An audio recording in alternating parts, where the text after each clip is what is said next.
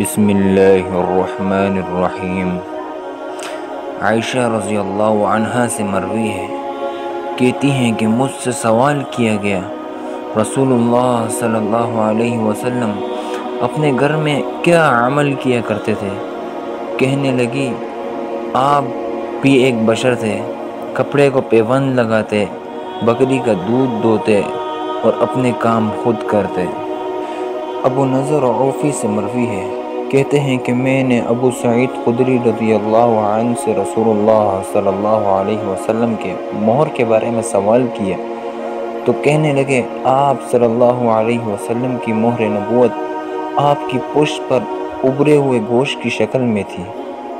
ابو ہریرہ رضی اللہ عنہ سے مروی ہے کہ رسول اللہ صلی اللہ علیہ وسلم سفید رنگ کے تھے، گویا چاندنی سے بنائے گئے ہیں، اور آپ گھنے بالوں والے تھے۔